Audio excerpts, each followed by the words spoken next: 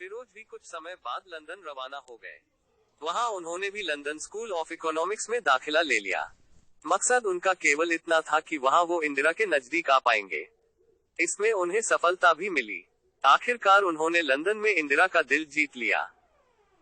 फिरोज के मित्र और जाने माने पत्रकार निखिल चक्रवर्ती ने अपनी किताब में लिखा कि फिरोज महिलाओं के प्रति आकर्षित हो जाते थे। लंदन में बेशक इंदिरा से नजदीकियां बढ़ा रहे थे, लेकिन वहां भी उनके अफेयर कई महिलाओं से हो चुके थे। इंदिरा को इसकी भनक तक नहीं थी। कैथरीन फ्रैंक ने अपनी किताब Indira the life of Indira Nehru Gandhi में लिखती हैं, इंदिरा और फिरोज ने गुप्त विवाह कर लिया था। सार्वजनिक विवाह होने से पहले ही दोनों ने पति और पत्नी की तरह साथ रहना शुरू कर दिया था। जब इंदिरा ने पिता से कहा कि उन्हें फिरोज से प्यार है और वह उनसे शादी करना चाहती हैं, तो उन्होंने साफ इनकार कर दिया था। नेहरू और उनका परिवार इस शादी के सख्त खिलाफ था। मथाई की किताब कहती है कि पद्मजा नायडू ने नेहरू से कहा, उनकी बेटी बड़ी हो चुकी है, अगर दोनों ने शादी करनी चाहिए तो वह उसे रोक नहीं पाएंगे, लिहाजा उन्हें इसकी अनुमति दे देनी चाहिए। नेहरू ने अनिच्छा से अनुमति दे दी। फिरोज गांधी के साथ इंदिरा गर्भवती थी और फिरोज का अफेयर चल रहा था। शादी के जल्द बाद ही इंदिरा और फिरोज में खटपट शुरू हो गई। साल 1941 में जब वह गर्भवती थी और राजीव गांधी का जन्म होने वाला था, तो उन्हें पता लगा कि फिरोज किसी और महिला से इन्वॉल्व है।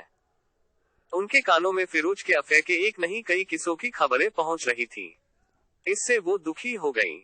पति की बेवफाई ने रिश्तों में दूरी बानी शुरू कर दी। कैथरीन फ्रैंक की किताब Indira the life of Indira Nehru Gandhi कहती है कि फिरोज बिंदास जिंदगी जीने में यकीन रखते थे, जिसमें खाने पीने और सेक्स की कोई सीमा नहीं थी। किताब के अनुसार इंदिरा से शादी के बाद भी फिरोज दूसरी महिलाओं से फ्लर्ट करते थे। महमूना सुल्तान के अलावा उनके रोमांटिक रिश्ते संसद की ग्लैमर गर्ल कही जाने वाली तारकेश्वरी सिन्हा, सांसद सुभद्रा जोशी से रहे। उनकी एक और गर्लफ्रेंड थी, जो खूबसूरत नेपाली तलाकशुदा महिला थी और ऑल इंडिया रेडियो में काम करती थी। उसके ससुराल पक्ष के लोग केरल के बड़े अभिजात्य परिवार से थे। हालांकि फिरोज उनके जीवन में आने वाले पहले शख्स नहीं थे। जब वह पुणे में मैट्रिक करने के बाद शांतिनिकेतन में पढ़ने गई थी, तो फ्रेंच पढ़ाने वाले जर्मन शिक्षक फ्रैंक ओबरडॉर्फ उनके प्यार में पड़ गए। पुपल जयकर ने इंदिरा गांधी बायोग्राफी में लिखा कि ओबरडॉर्फ 1933 में शांतिनिकेतन आए थे। उनकी रविंद्रनाथ टैगोर से मुलाकात 1922 में लातीन अमेरिका में हुई थी। टैगोर ने उसे शांतिनिकेतन आने का प्रस्ताव दिया। जब उसने इंदिरा को फ्रेंच पढ़ानी शुरू कर दी तो वह 16 साल की थी। इंदिरा को पाते पाते वह उनकी सुंदरता पर मोहित हो गए। बेहिचक उनके आगे प्यार का प्रस्ताव रखा। इंदिरा खफा हो गई, लेकिन समय के साथ उनमें नजदीकियां हो गईं। इंदिरा के अपने दर्द थे। उसे वो जर्मन शिक्षक से बांटती थी और फ्रैंक लगातार उनकी सुंदरता की तारीफ करता रहता था। जब टैगोर को ये पता चला तो उन्होंने इंदिरा को तुरंत वापस घर भेज दिया। हालांकि बाद में फ्रैंक की मुलाकात लंदन में इंदिरा से हुई। उसने फिर से इंदिरा को मनाने की कोशिश की, लेकिन तब तक उनके जीवन में फिरोज का आगमन हो चुका था। लिहाजा वो फ्रैंक से बहुत रूखे तरीके से पेश आईं।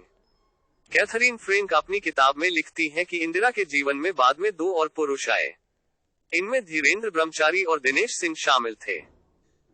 इंदिरा ने अपनी विश्वस्त डोरोथी नॉर्मन को धीरेन्द्र के बारे में लिखा, वह एक आकर्षक योगी है, जिनसे वह योग सीख रही है। दिनेश पर भी वह बहुत भरोसा करती है। प्रधानमंत्री हाउस में उनका बेरोक टोक किसी भी समय आना जाना था। फ्रैंक लिखती है कि इंदिरा से अफेयर की चर्चाओं को शायद दिनेश सिंह ने खुद ही हवा दी। वैसे तो एमो मथाई ने खुद दावा किया कि इंदिरा का उनसे लंबे समय तक अफेयर रहा। उन्होंने अपनी किताब में शी के नाम से एक चैप्टर लिखा, जिसे फिर खुद ही प्रकाशित होने से रोक लिया।